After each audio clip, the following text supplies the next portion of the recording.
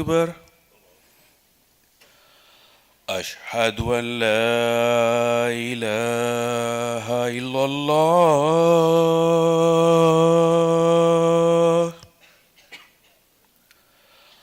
أشهد أن لا إله إلا الله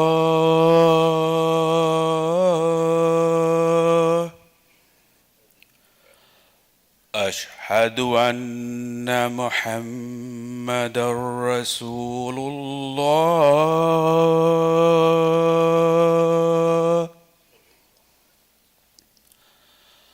أشهد أن محمدا رسول الله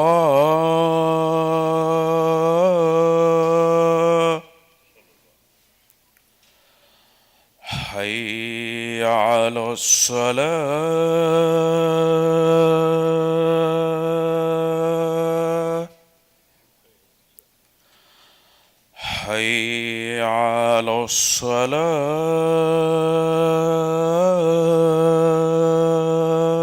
الصلاة حي على الفلاح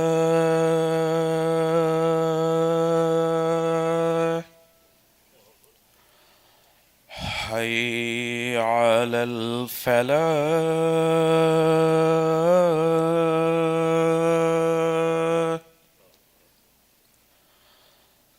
الله أكبر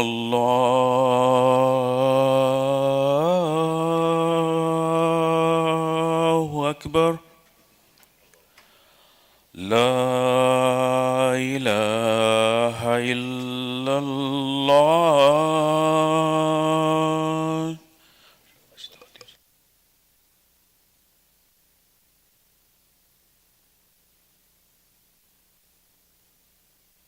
نحمده ونستعينه ونستهديه ونستغفره ونعوذ بالله من شرور أنفسنا ومن سيئات أعمالنا من يهدي الله فلا مضل له ومن يضلل فلا هادي له ونشهد أن لا إله إلا الله وحده لا شريك له ونشهد أن محمدا عبده ورسوله قال الله تعالى في كتابه الكريم بعد أن أعوذ بالله من الشيطان الرجيم إن المبذرين كانوا إخوان الشياطين وكان الشيطان لربه كفورا.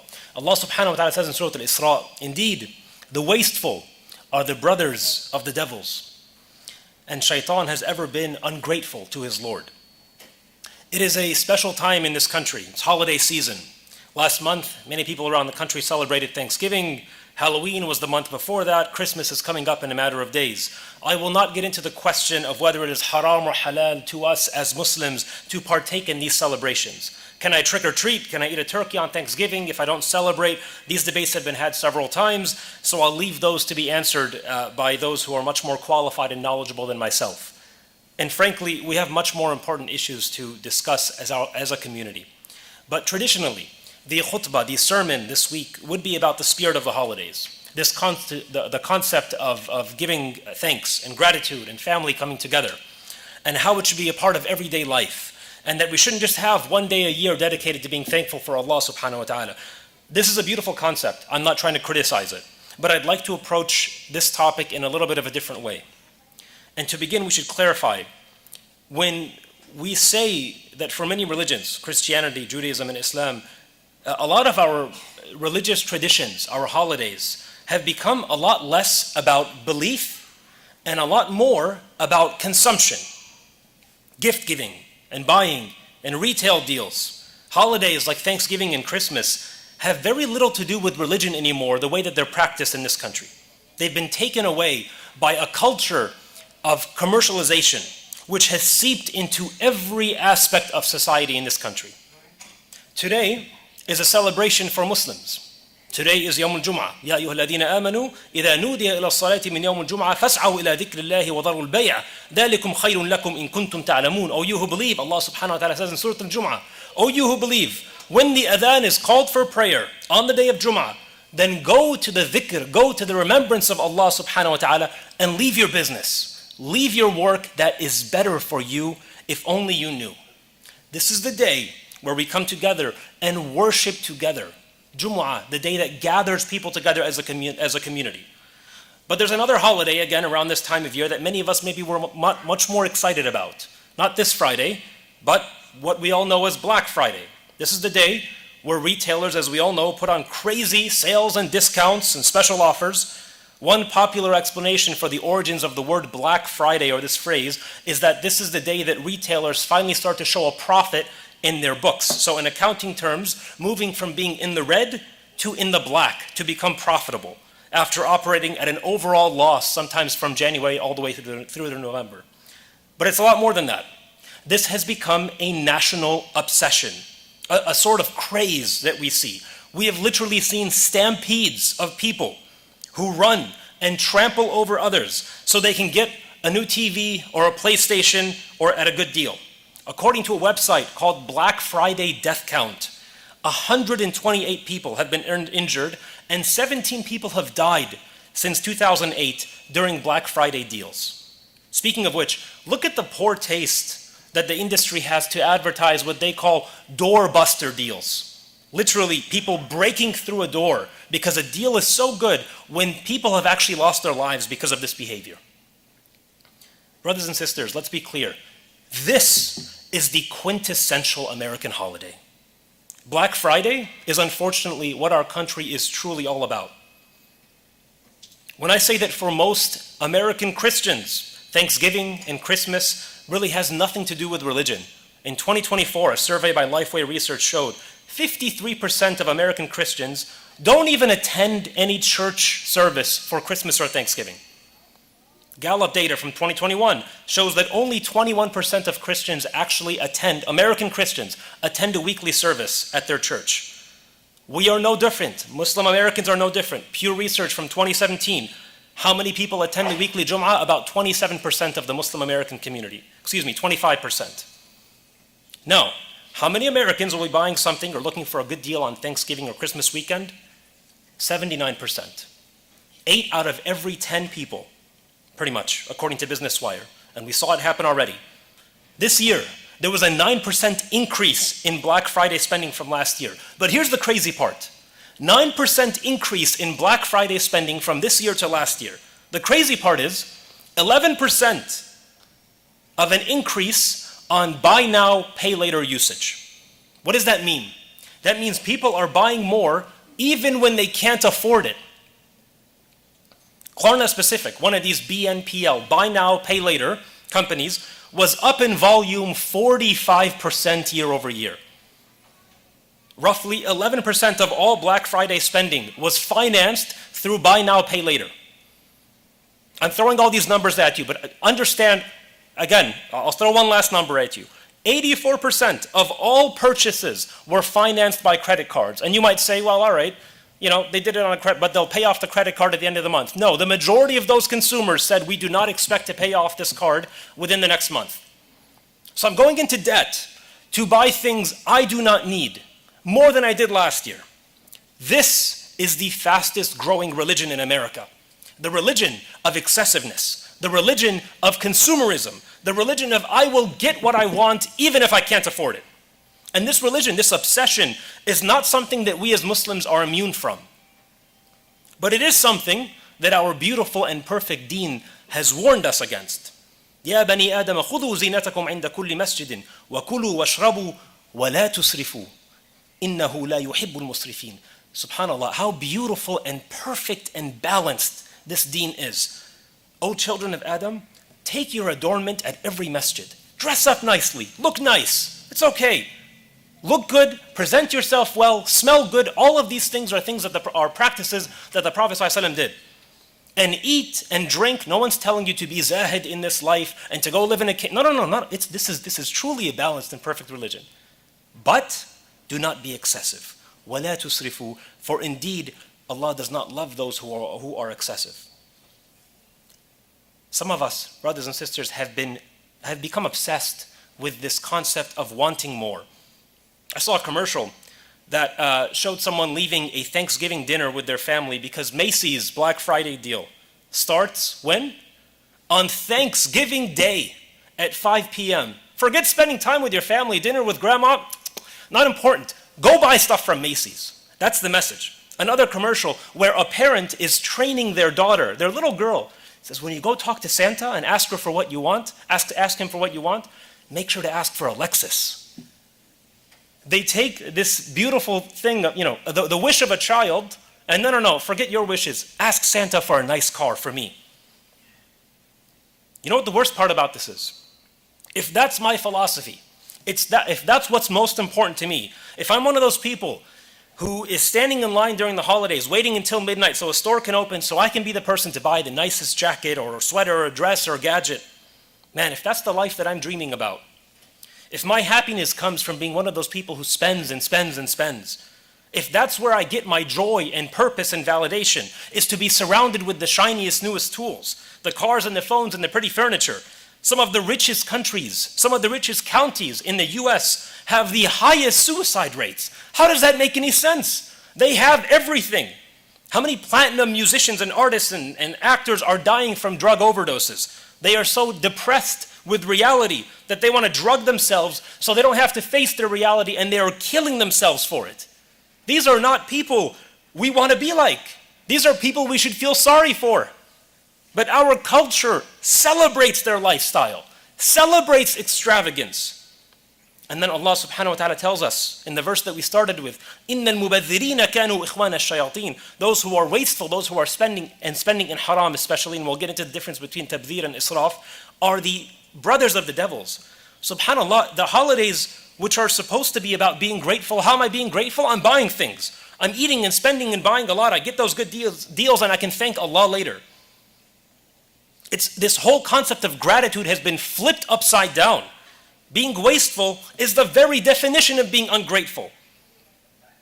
So, we said there's two types of wastefulness. Tabdhir. What is tabdhir? إِنَّ الْمُبَذِّرِينَ كَانُوا إِخْوَانَ الشَّيَاطِينَ. That is excessiveness when it comes to haram.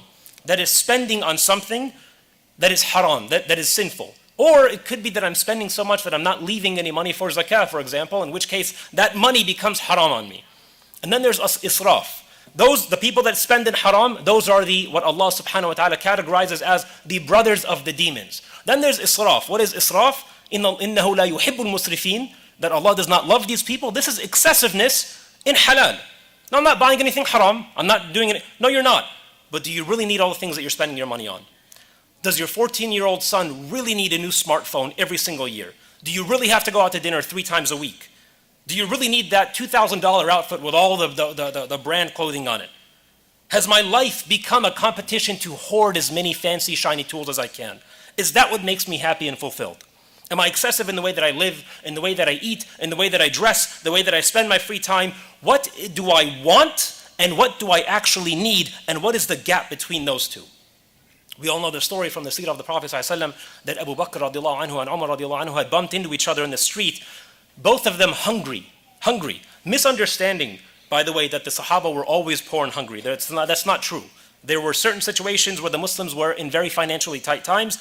This was one of those times. They bumped into the Prophet ﷺ. What are you doing here, Ya Rasulullah? أَنَا وَالَّذِي نَفْسِي بِيَدِهِ مَا أَخْرَجَنِي إِلَّا الْجُوعِ. I swear by the one who has my soul in his hands, I'm only out here because I'm hungry. Rasulullah ﷺ, the Messenger of Allah, went out for a walk because he was hungry and needed to distract himself. Can you imagine? When was the last time any of us felt hunger? I'm not talking about hunger between breakfast and lunch. I'm talking about hunger. Better yet, when was the last time any of us wanted something and didn't go and buy that very thing? I'm feeling like a good burger today. I will go have that burger today. This is the Messenger of Allah ﷺ, the most beloved of Allah's creation. They go to Abu Ayyub al-Ansari's house. His wife welcomes them. And Abu Ayyub runs out and he says, let's get some food for the Messenger ﷺ and his friends. And so they prepare a nice meal for them. And the Prophet ﷺ is looking at the table. And he says, khubz, wa tamr, wa laban, wa lahm. Bread and dates and milk and meat. And then his eyes tear up. And he says, ثُمَّ لَتُسْأَلُونَ يَوْمَئِذٍ عَنِ النَّعِيمِ. He quotes Surah Al-Takathur. Then you will surely be asked on that day about the pleasures. Sallallahu Alaihi Wasallam. He looked at that simple meal, some bread and some dates and some dairy and some meat, and he said, I'm going to be asked about this pleasure on the Day of Judgment. What did we do with these pleasures? It's not wrong to have a good meal. It's not wrong to be wealthy. It's not even wrong to buy some things just to enjoy them. But what did I do with that wealth? Did I spend it only on myself and my family? Did I ignore those who needed to survive? Did I waste it? that I have these big meals and then throw away half the food. What would the Messenger of Allah ﷺ say about our Ramadan, feasts? What would he say about the food, the amount of food that we throw away every week? What would he say about our fridges that every month you go through and find food that I had forgotten about? I forgot I had this. It's gone bad now, throw it out. While our brothers and sisters are starving in Sudan. The Prophet ﷺ considered this simple meal a pleasure. Have I become so blinded by excessiveness, by having so much, that's how the surah starts? Alhaakumut takathur. Excessiveness, abundance, it distracts you. It distracts. Wallahi, I wish I could take this verse and put it up top of every Best Buy and Target and Walmart on Black Friday and during the holiday season. The season where people trample one another and some even lose their life to get a new TV or iPhone. It's distracting you. This is all distracting you. But inshallah, not us. Inshallah, we know how to deal with our money and our time in the right way. So what is the proper way for me as a believer to be dealing with our finances? We get to that in the second part of the khutbah, inshallah. We ask Allah subhanahu wa ta'ala to forgive us for our extravagance, for any excessiveness, for any stinginess that we might have, and we ask Him to help us truly live for His sake. أقول قولي هذا واستغفر الله لي ولكم فاستغفروه إنه هو الغفور الرحيم.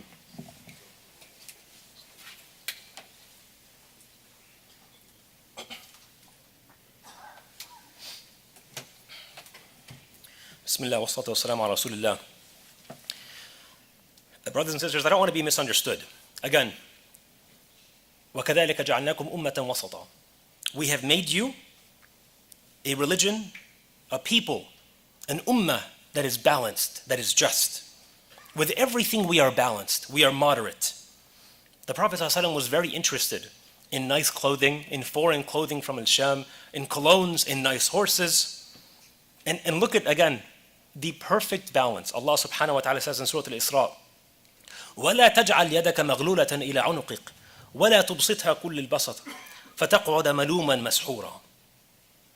مَحْسُورًا. Do not let your hand be tied like a stingy person to your neck. Look at the visualization here, it's beautiful. Don't let your hand be tied to your neck, meaning you're so stingy you never give. This hand never goes out. It's always right here. I'm going to keep all the money to myself. I'm never going to spend anything. And don't stretch it out to its utmost reach. Like someone who spends on everything. My hand is always out spending on money. So you can become blameworthy and in severe poverty.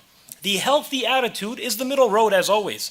Not tilting toward a tight fist or toward extravagance. Islam does not prohibit people from living a good life. It prohibits us from going overboard. But the question is, what is extravagance for someone who's making 50,000 or 100,000 or 250 or 500 or 5 million? It's a very different answer. And at the end of the day, this comes down to personal judgment. It comes down to us reflecting on our spending habits and judging ourselves. Today, 673 million people, or 8.2% of the world's population, do not have enough to eat. The WEF reached the conclusion that the most pressing danger facing our world today is not terrorism, it's not war, it's not disease, it's hunger, it's poverty. It's people living in such poor conditions that they cannot afford the basic food and medical necessities to survive. 1,000 children under 5 die every day. I know I just threw that number out, and it means nothing. But if you have a child around this age, or if you did at any point, or a grandchild or a niece, 1,000 children who are 5 years old or less die every single day, because they are lacking just clean water. Just clean water, unsafe water and poor sanitation. All of these stats are from UNICEF. 21 million people, half of Sudan's population, are currently facing food insecurity and bordering on famine. Did I really need another iPhone? Does my child really need an iPad? Not to mention the 500,000 in Gaza who are still experiencing catastrophic conditions according to the World Food Program, starvation and destitution and widespread hunger under this so-called ceasefire where Israel continues to murder daily and annex land. If this is not motivation for us, I don't know what is.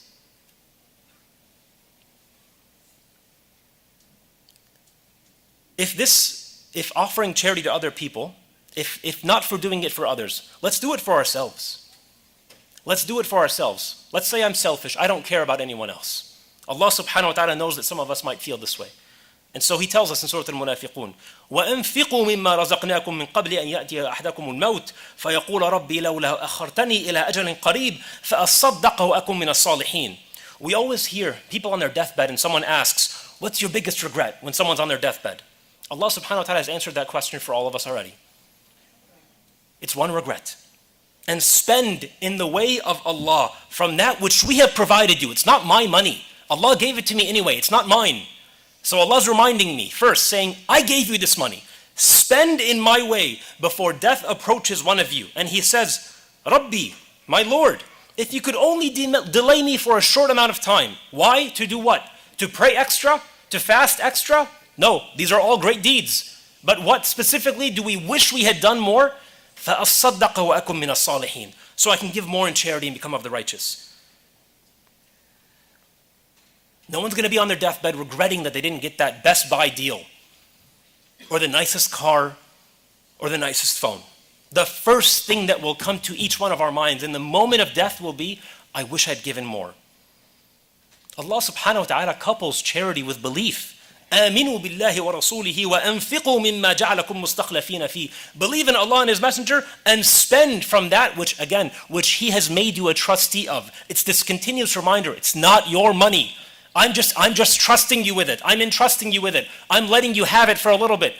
Everything belongs to me anyway. And in another verse from Surah Al-Baqarah, مَنْ ذَا الَّذِي يُقْرِضُ اللَّهَ قَرْضًا حَسَنًا فَيُضَاعِفُهُ لَهُ أَضْعَافًا كَثِيرًا. Who will lend Allah a good loan so He can multiply it for him many times? When this verse was revealed, Abu Bakr radiallahu anhu, he actually started to cry and he said, عَلِمَ اللَّهُ بُخْلَنَا. Allah knows how cheap and miserly we are. So He didn't ask us to give, He asked us for a loan. Because He promises us, I will pay you back that loan in multiples. How many of us have seen that in our own lives? Where you have a charitable Ramadan and you come out of it and you say, I paid a lot in zakah this year and I had extra sadaqah, and then you see it all back before the next Ramadan. That much and more. Wallahi, the feeling of giving is better than the feeling of taking, or the feeling of spending when you get that nice holiday toy that you want. Ask the people who are very generous in this community. And we all know them. When we live for ourselves, we are born small, and we live small, and we die small. When we live our lives for others, your life is extended through everyone that you have made an impact on. You become bigger than yourself. You become every smile that you put on the face of every family and every child and every mother and father who just want to provide for their children. You get that feeling of happiness. Ask yourself, have you ever had buyer's remorse after giving in charity? Al-Sakhi. قريب من الله قريب من الناس قريب من الجنة. The person who is generous in their charity is close to Allah, close to people. The people love you, and close to Jannah. والبخيل, and someone who is cheap and miserly, بعيد من الله بعيد من الناس قريب من الجنة. He is far from Allah, far from people, and قريب من النار, and close to the hellfire. ولجاهل سخي أحب إلى الله من عالم بخيل. Someone who is ignorant but very generous in their giving is more beloved to Allah than a scholar who is cheap. There are people who need our help to survive, abroad and in this very country, in this state. And Allah will question us about those people. The Prophet ﷺ says, لَيْسَ مِنَّا مَنْ بَاتَ شَبْعَانًا وَجَارُهُ جَائِعًا وَهُوَ يَعْلَمُ. He is not one of us. He's not one of us, the one who sleeps with a full stomach when their neighbor is hungry and he is aware of it. This is Islam. This is our religion, brothers and sisters. This holiday season, as everyone around us goes into debt, again, I'm not talking about celebrating the actual holidays. I'm talking about celebrating the true holiday, which is the holiday of consumerism. As everyone around us goes into debt, buying fancy toys they don't need with money that they can't afford, going through this retail therapy, let us be different. Let us realize that we hurt ourselves when we fall into this obsession with consumerism, when we fall into this trap of always needing to buy more and more. So as a mercy for us, Allah subhanahu wa ta'ala commands us to be moderate. And we show mercy for others in how we spend on them. And we give to others who are needy. We ask Allah subhanahu wa ta'ala to help us be truly a moderate ummah. We ask Him to guide us. Allahumma hdina fi man hadayt, wa afina fi man afayt, wa tawallana fi man tawallayt, wa qina wasrif anna sharra ma qadayt, innaka taqdi wa la yuqda alayk, wa sallallahu wa barak ala Muhammad wa ala alihi wa ashabihi ajma'in, walhamdulillahi rabbil alamin, wa aqim.